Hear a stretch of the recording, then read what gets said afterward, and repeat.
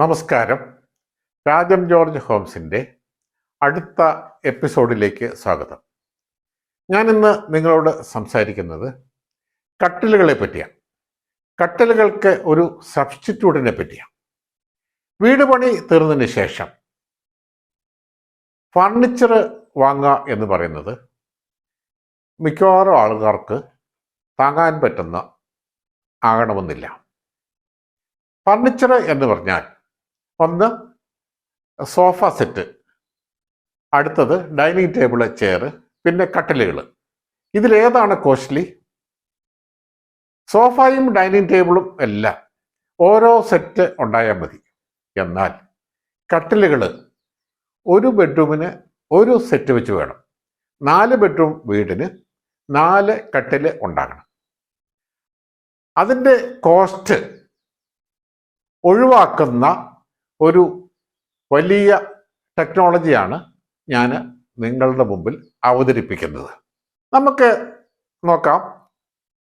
സാധാരണ കട്ടിലുകൾ എല്ലാവരും മരത്തിൻ്റെയാണ് കൊടുക്കുന്നത്. ഒന്ന് സോളിഡ് വുഡ്. സോളിഡ് വുഡിൽ തേക്ക് അല്ലെങ്കിൽ ഈട്ടി കൊണ്ടുണ്ടാക്കുന്ന കട്ടിലുകളാണ് വ്യാപകമായിട്ട് ഉപയോഗിക്കപ്പെടുന്നത്. തേക്കും ഈട്ടിയും ഒക്കെ കോസ്റ്റ്ലിയാണ്.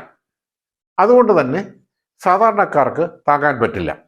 പിന്നെ അടുത്തത് ഫ്ലൈവുഡ്, MDF അല്ലെങ്കിൽ മീഡിയം ഡെൻസിറ്റി ഫൈബർ ബോർഡ്സ്, അല്ലെങ്കിൽ HDF high density fibre boards, ഇവ കൊണ്ട് ഉണ്ടാക്കുന്ന കട്ടിലുകളും വ്യാപകമാണ്.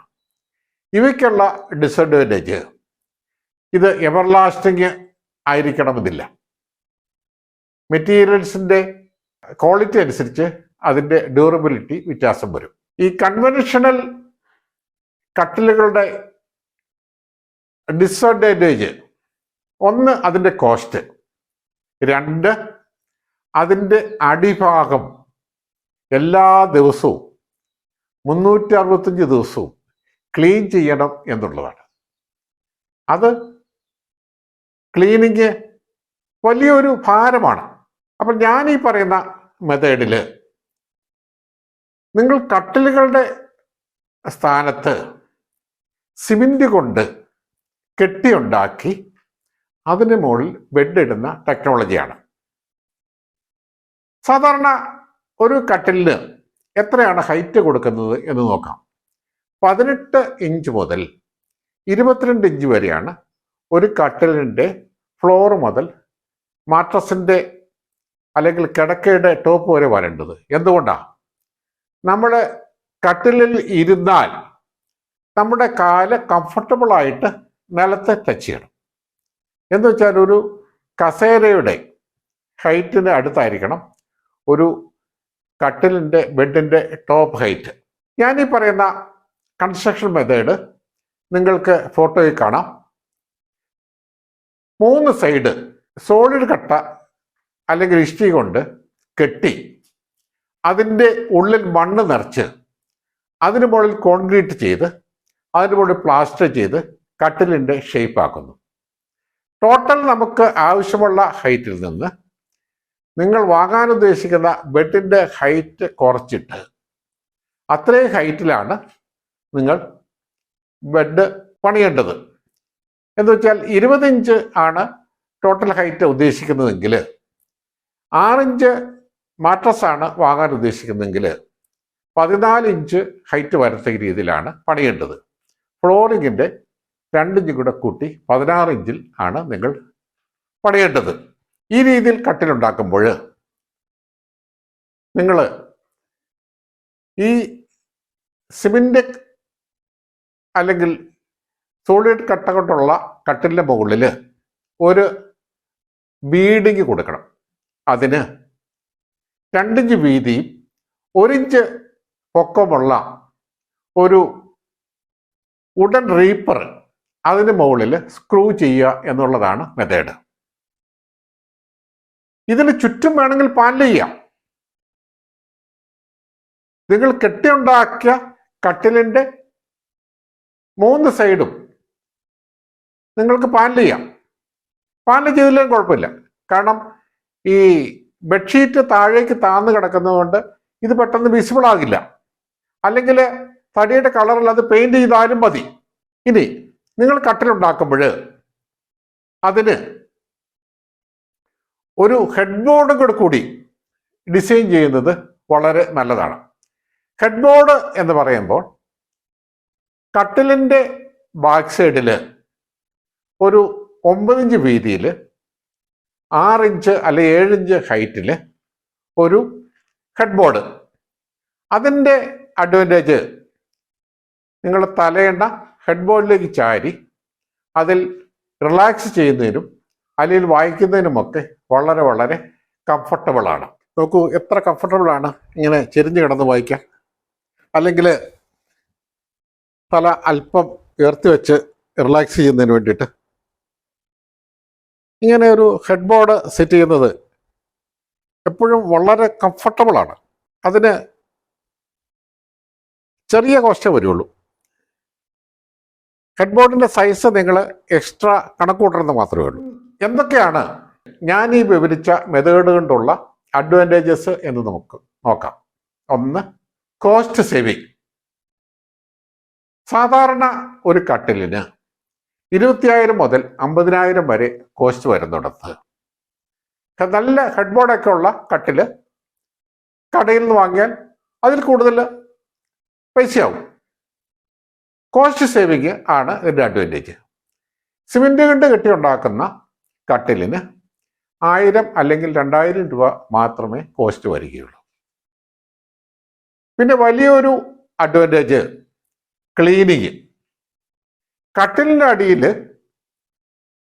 ഒരു ഗ്യാപ്പ് വരുന്നതുകൊണ്ട് അത് ക്ലീൻ ചെയ്യുക എന്നുള്ളത് വലിയ ഒരു ഹെർക്കൂലിയൻ ടാസ്ക്കാണ്.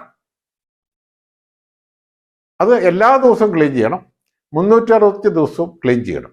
കുനിഞ്ഞ് കടന്ന് വേണം ക്ലീൻ ചെയ്യാനായിട്ട്.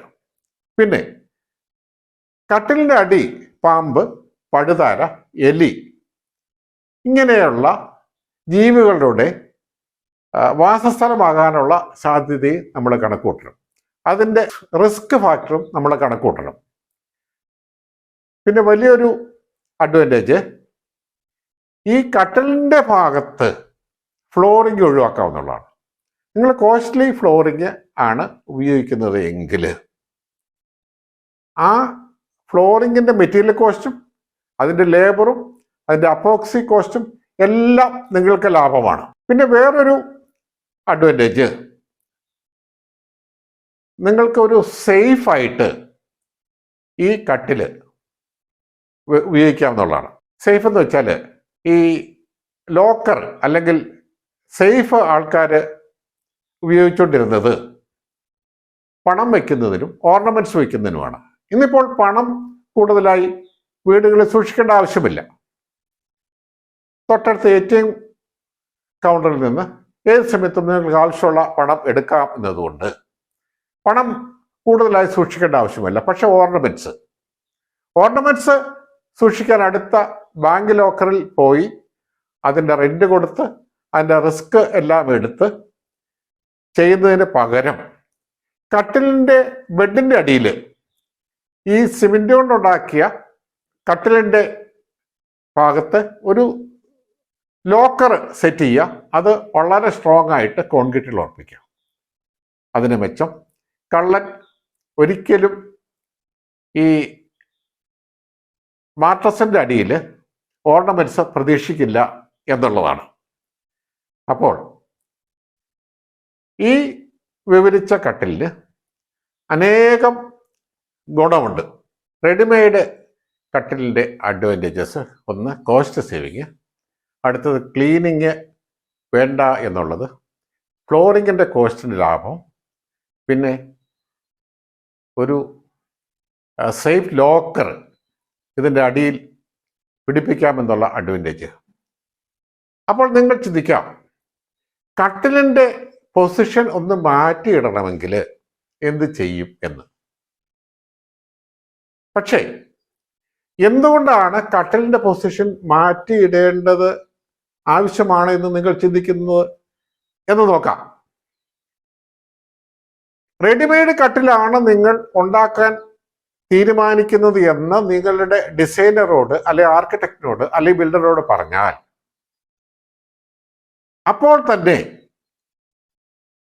ആർക്കിടെക്റ്റ് അല്ലെങ്കിൽ എഞ്ചിനീയർ ആ ബെഡ്റൂം കറക്റ്റായിട്ട് ഡിസൈൻ ചെയ്യും.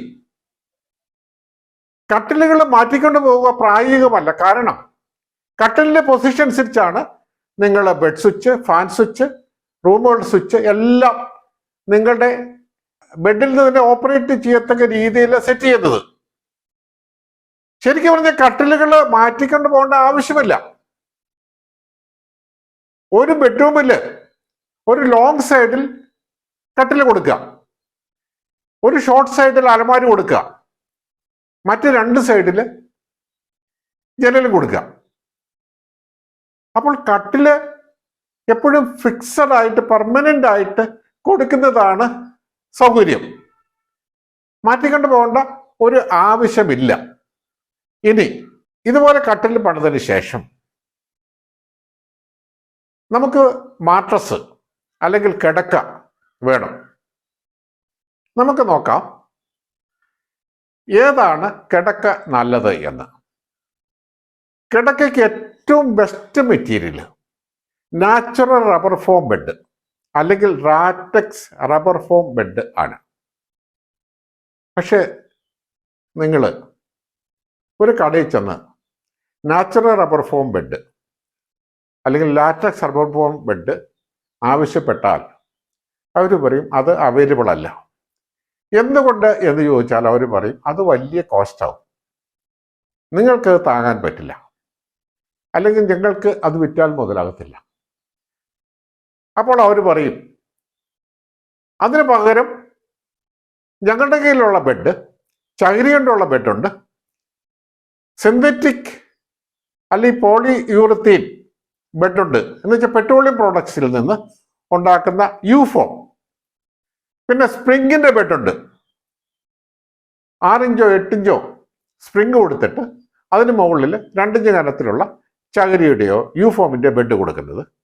പിന്നെ EP ഷീറ്റ് കൊണ്ടുള്ള എക്സ്പാൻഡഡ് പോളി എത്തിലീൻ ഷീറ്റുകൾ അല്ലെങ്കിൽ തെർമോക്കോൾ ബെഡുകളുണ്ട്. ഈ ബെഡുകൾ മാത്രം കടയിൽ അവൈലബിൾ ആകാനുള്ള കാരണം ഇത് വിറ്റെങ്കിലേ ഇവർക്ക് മുതലാകുകയുള്ളൂ. കാരണം ഏത് പ്രോഡക്റ്റിൻ്റെയും 1/3 പ്രൊഡക്ഷൻ കോസ്റ്റും 1/3 ഡീലർ കോസ്റ്റും 1/3 അതിൻ്റെ അഡിറ്റേഴ്സൺ കോസ്റ്റും. ഒരു ബെഡിന് 10,000 മുതൽ 30,000 വരെ കോസ്റ്റിലാണ് എല്ലാവരും വിൽക്കുന്നത്. അത് original natural rubber foam bed വിറ്റാൽ ഇവരത് 70,000 മുതൽ 1,00,000 വരെ കോസ്റ്റിനെ വിൽക്കാൻ പറ്റുള്ളൂ. എന്നാൽ ഈ ചകിരിയുടേതയോ യൂഫോമിൻ്റെയോ അല്ലെങ്കിൽ സ്പ്രിങ്ങിൻ്റെയോ തെർമോക്കോൾ ബെഡിൻ്റെയോ കോസ്റ്റിൽ നാച്ചുറൽ റബ്ബർ ഫോം ബെഡ് നിങ്ങൾക്ക് അവൈലബിൾ ആയാലോ? അതിന് ചെയ്യേണ്ടത് ഡീലറെ ഒഴിവാക്കി നിങ്ങൾ ഫാക്ടറിയിൽ നിന്ന് ഡയറക്റ്റായിട്ട് നിങ്ങളുടെ വീടുകളിലേക്ക് ഈ നാച്ചുറൽ റബ്ബർ ഫോം ബെഡ് വാങ്ങുക എന്നുള്ളതാണ്. അതിന് ഈ യൂട്യൂബിൽ കൊടുത്തിരിക്കുന്ന നമ്പറിൽ കോൺടാക്ട് ചെയ്താൽ നിങ്ങളുടെ റിക്വയർമെന്റ്സും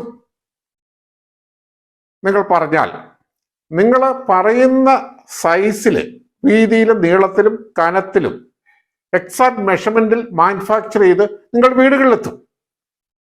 എന്തുകൊണ്ടാണ് നാച്ചുറൽ റബ്ബർ ഫോം ബെഡ് മാത്രമേ ഉപയോഗിക്കാൻ പാടുള്ളൂ എന്ന് പറയുന്നത്? ഒന്ന്, അത് എവർലാസ്റ്റിംഗ് ആണ്. 2, അതിൻ്റെ കംഫർട്ട്.